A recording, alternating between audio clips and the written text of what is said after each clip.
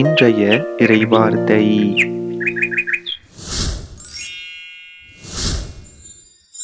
விடுதலை பயண நூலில் இருந்து வாசகம்.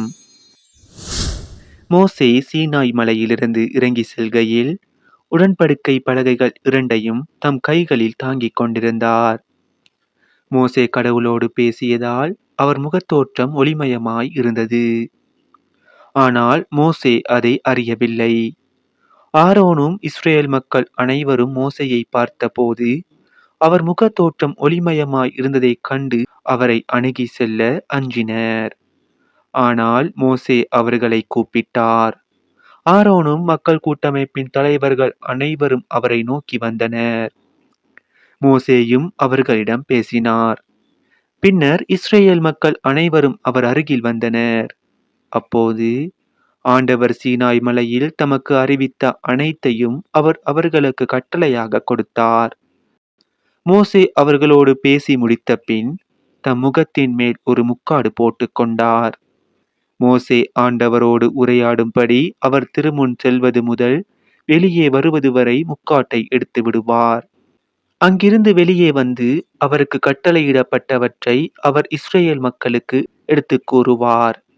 இஸ்ரேல் மக்கள் மோசேயின் முகத்தை பார்க்கும் போது மோசேயின் முகத்தோற்றம் ஒளிமயமாய் இருக்கும். மோசே ஆண்டவரோடு பேசச் செல்லும் வரை தம் முகத்தின் மேல் மீண்டும் முக்காடு போட்டுக் கொள்வார். இது ஆண்டவர் வழங்கும் அருள்வாக்கு. இறைவா உமக்கு நன்றி. இன்றைய தினத்துக்கு உரிய நற்செய்தி வாசகம். மத்தேயு எழுதிய தூய நற்செய்தியில் இருந்து.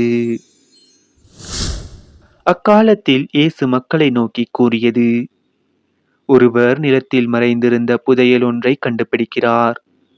அவர் அதை மூடி மறைத்துவிட்டு மகிழ்ச்சியுடன் போய் தமக்குள்ள யாவற்றையும் விற்று அந்த நிலத்தை வாங்கிக் கொள்கிறார். விண்ணரசு இப்புதையலுக்கு ஒப்பாகும். வணிகர் ஒருவர் நல்முத்துகளை தேடி செல்கிறார். விலை உயர்ந்த ஒரு முத்தை கண்டவுடன் அவர் போய் தமக்குள்ள யாவற்றையும் விற்று அதை வாங்கிக் கொள்கிறார். விண்ணரசு அந்நிகழ்ச்சிக்கு ஒப்பாகும். இது நம் கிறிஸ்து இயேசு வழங்கும் வாழ்வு தரும் நற்செய்தி. கிறிஸ்துவே உமக்கு புகழ்.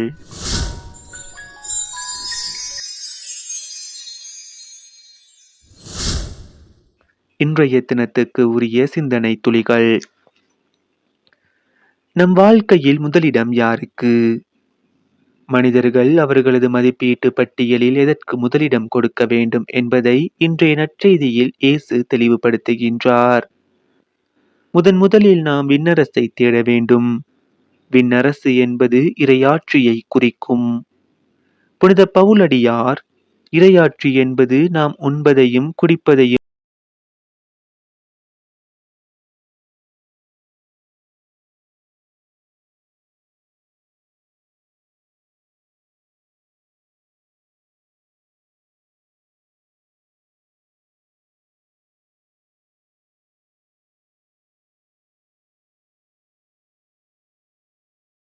அடிப்படையாக கொண்டதல்ல.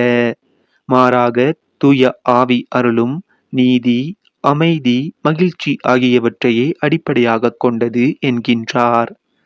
நீதி என்பது அவரவருக்கு உரியதை அவரவருக்கு கொடுத்து விடுவது. இன்று ஒவ்வொரு மனிதருக்கும் உரியது அன்பே என்கிறார் புனித அன்னை திரேசா. எல்லாரையும் பெற்றெடுக்கும் குழந்தை தான் அமைதி. நாம் கடவுளோடும் நம்மோடும் நம் அயலாரோடும் இயற்கையோடும் சமாதானமாக வாழ வேண்டும். மகிழ்ச்சி என்பது நம்மிடமும் இல்லை. நாம் யாரை அன்பு செய்கிறோமோ அவரிடமும் இல்லை.